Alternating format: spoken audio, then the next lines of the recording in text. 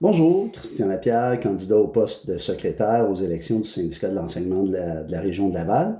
Je ne me présenterai pas en détail, là, je l'ai fait dans une autre vidéo, vous pouvez la visionner, j'ai mis le lien dans la section description ci-dessous.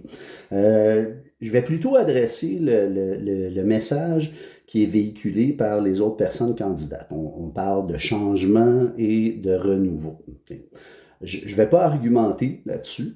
Je vais plutôt vous partager les faits. Okay? On dit quand on monte un dossier que c'est important de s'en tenir à du concret et à de l'observable. Alors, c'est ça que je vais faire, puis vous pourrez porter votre propre jugement là-dessus. Alors, il y a 11 postes au sein du conseil d'administration. Parmi ceux-ci, il y en a un où il n'y a personne qui s'est présenté, le poste issu du secondaire.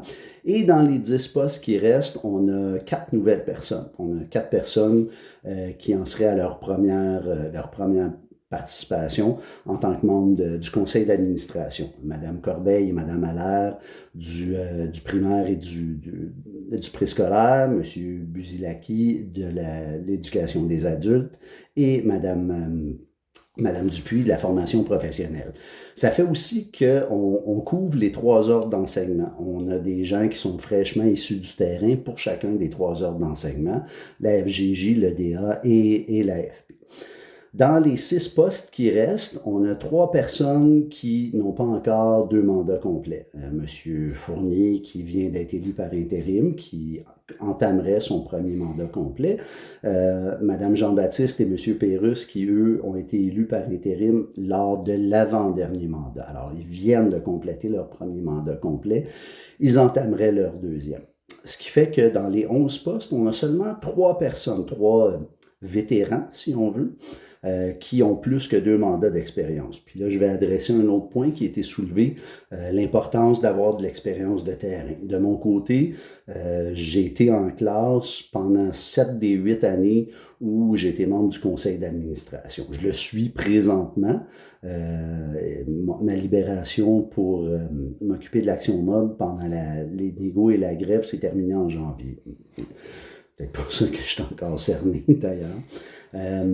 Dans les 6 postes où on n'a pas des nouvelles personnes, il y en a seulement 2 où les gens restent au même poste. Madame Jean-Baptiste qui reste au poste issu de l'adaptation scolaire et Monsieur Morin qui reste à la première vice-présidence. Sinon, on a Monsieur Fournier qui passe du poste de secrétaire à la trésorerie, moi qui passerai du poste issu du primaire au poste de secrétaire, Monsieur Pérusse qui passe de la formation professionnelle à la deuxième vice-présidence et Madame Bossé qui passe de la deuxième vice-présidence à la présidence.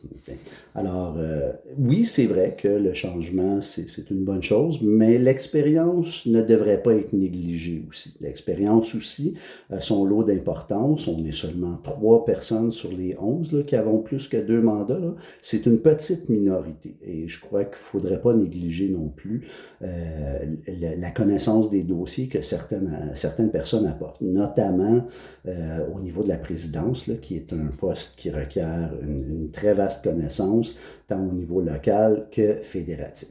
Alors, sur ce, je vous invite à ne pas oublier de voter du 8 au 14 mai. J'ai aussi mis un lien dans la description si vous n'êtes pas inscrit. Bonne journée!